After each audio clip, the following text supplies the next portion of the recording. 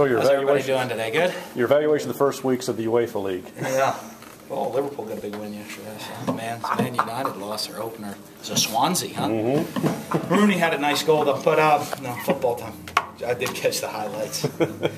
I'm about to turn off the Premiership now because it's in the football season. So I'll catch it. I'll pick it back up mid-season, right, or late season in starting in February. Speaking of getting in the season, you make the transition now from training camp to regular schedule. Yeah, it's huge for us. We got a lot to get done. I'll touch on some things for you. Damian Robinson tore his ACL. He's going to be out for the season for us, which is a big hit. He was projected. We had him as our starting right tackle. So to lose a starter for the entire season, that's a big hit for us. Let's see. Two of our signees, Ravion Pierce, he's still going to try to finish up some high school stuff, hopefully to get here in the wintertime. Deshaun Cooper is going to go to Colin Junior College. He's enrolling down there, and hopefully we can get him back here shortly. With those guys, let's see what else we got. Oh, transition though, out of training camp. This is the big transition week. This is that week where guys, training camp's over, school's started, the exhaustion of training camp that's in your body that you fought through. You're really working. This week is keep things really simple, get a lot of things cleaned up, watch a lot of the cut-ups, review and improve in the areas we need to improve. Guys need to start getting their legs back and should start feeling healthy. And I told them, every day that we come out, you should feel a little bit better. That today your legs should be really sore still, and tomorrow just a little better. Wednesday even better. By Thursday, starting to feel fresh. By next Monday, game week, should feel like the first day of practice again, and should feel like $1,000,000. So that's kind of all this week is that transition, getting used to going back to school, getting used to the schedule. Some guys playing a little bit of scout team here and there, to clean some things up. Just learning what really it is transition of how practices are going to start changing now to in season from training camp, and these are the ones that are kind of in between as we're kind of getting to where we need to be. With the start of the semester, will the roster expand any further? Some more walk-ons, or other people join the team? Yeah, there'll be some couple today. I think if guys that have been on the roster in the past came back out today, I think they're going to try out later this week. That they're going to have for tryout for some more guys to come out on the team, and we'll have some more guys, some more bodies out there. With Robinson, what is that tackle position? What's it kind of look like right now? Oh, you got Justin Sr., you got Rufus Warren, you got Cole Carter. You have the opportunity, we can move people around. You move Justin Malone out, and move a Jamal Claiborne, or one of those guys in at guard. So just a lot of flexibility. I mean, obviously that's one thing we said that we an area that we really did not, that we're the least deep is on the offensive line, and we get an injury there, but what we have to do is be flexible and have a lot of different combinations that we can do, because it gets a long season. We got to see hopefully everybody stays healthy from here on out. Obviously you still got this week to practice, but how close are you to setting that 2 deep, or I think we're pretty close with the 2 deep right now. To me, it's those last couple guys. I mean, I think you're going to be pretty good with 22 on offense and 22 on defense. It's spots 22 to 30 on offense and 22 to 30 on defense that guys are trying to grab. And as you know with me, to me the 22 is 22. I don't care about 1s or 2s.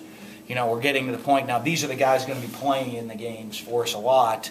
And other guys are still trying to grab a role here and fight for a role in the kicking game and the offense and defense, and get their roles and get on the bus. Can you talk about the decision to put DeAndre Water on scholarship? Just kind of what all went into that. Yeah, we had a scholarship available for us within our number count. We look at guys that when you can do that guys that are deserving of doing it, and deserving not just in their ability on the field, but how the type of person they are. I mean, he's a guy that done a great job working hard in the classroom, did an unbelievable job with work ethic in the weight room. He's a guy that this training camp that's found a role in special teams and found a way to embrace that role, not worried about, he's not worried about being our starting linebacker. He's worried about starting on every single special team. And you've seen that development come through for us, for him. And, and a person that's going to really contribute to the program in games this season. And, so, I mean, it was a great thing to be able to do. And I know as a head coach, that's something you love to be able to do is, because that's what we preach. Look at a guy that really buys all in, works as hard as he can to be successful. And then guys get to see there's that success, there's that reward for all his hard work. Obviously, excuse me, kicking game is pretty important, and you've got some competition there. We've seen Evan and saw Weston a little bit in the spring. Can I talk about Weston and, coming in and battling for that job? Yeah, I think it's going to be interesting. Coming out of training camp, by day it's like this, really, with those two. Those two have been really pulled away in percentage-wise by day, back and forth. We did some competitive kicking today, and I got to go. So might actually go back a percentage point the other direction today, to see what goes on with that, and at the place kicking part of it all. The punters have done really well. With Devin Bell, Logan Cook, I think those guys have been pretty solid. I think with us, sometimes they'll have a bad kick that maybe in the past would be our average. Now that feels like a bad kick with how they've been kicking the ball. So feel good about those guys. But, that's going to go back and forth, and we're going to continue to try to put them in competitive situations. And, all we can do is go off the statistics of who's done the better job, and that guy's going to get the opportunities. With the bad break to Damian, now the timing of moving Rufus in spring, and then Justin now adding 20 pounds, get up size, that does help it a little bit easier. Well, we'll see how it all goes right now. I mean, at least there's, Rufus has done a very nice job during training camp. Made huge strides from spring. I had some doubts after spring, but he's made some huge strides. Justin Senior's made huge strides from spring. So, as I said, that was a position you weren't deep at. You're hoping that Justin Senior and Rufus could really spend this year in that role playing instead, in the supporting cast instead of the starring role. To be ready for that starring role when it got called upon him. But hey, sometimes in Hollywood you get your breaks at the right place at the right time. What are some, I guess, the positives and negatives of moving Justin Mullen out of that spot and putting him into a spot that he hasn't played at before, but yet having a guy's inexperienced, but that's their kind of natural position? Well, I think here's the deal: is everybody, a lot of guys have to play multiple positions on the O-line, and so what you do, you look, guys will be left and right tackle. Justin's a right guard, right tackle. We have some guys that are right guard, left guard. Some guys are left guard centers. For us, and the reason we kind of roll guys through, we mix and match a lot, is for us on game day to find the combination of how we get the best 5 guys on the field. And, and when an injury strikes, that combination may change. And so that's one of the things we have to be prepared to do and look at what's the best combination for us going to be. But you're another injury away from having a whole nother combination go out there on the field. So you want guys to have that flexibility to do multiple things. What's improved over practice the last couple of weeks? Well, everything. I hope everything from stretch to catching the ball to running routes to cover it. That's why you practice. We've been practicing for, what was that? That was, I changed my numbering system. Post-fall camp number 1. Changes again next Monday. Something else. What was that, like practice 21, I think, today? So practice 21, I think it was for us. There's so much, or 22. There's so many things that have gone on. It's hard to pick anything that's specific. Just great development from the whole team. We hadn't talked to you since Friday. Can you talk about Jerome Bettis coming up here and talking to the team? Yeah, that was a pretty unique deal. Deshae and I were talking.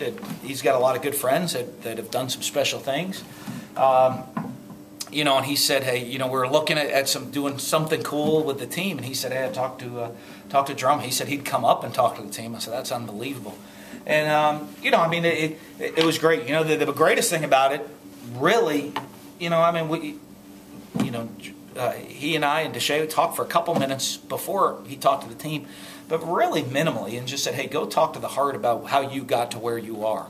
And his whole speech was basically what we tell our guys on a daily basis about hard work, about sacrifice, about commitment, about sticking to it. And if you're willing to work hard and sacrifice, be committed long-term to success, that you'll have that success. And and he just went through his story, and that's the path he followed to success. And so I think it's great from a guy that's going to be an NFL Hall of Famer that our players sit there and listen and say, hey, the message that we try to preach to our guys as a program to become successful in life is the path that a guy used to become a Hall of Famer for the NFL. And that, to me, I think they're going to listen to him a lot more than me even. I'm the head coach, and they still, because I'm not an NFL Hall of Famer, and every one of them wants that way. So, they look at me. I'm some, old guy standing up there in front of the room talking right there. But here's this big-time guy coming in right there. I'm going to listen to what he's got to say. So I think it was a pretty really neat deal.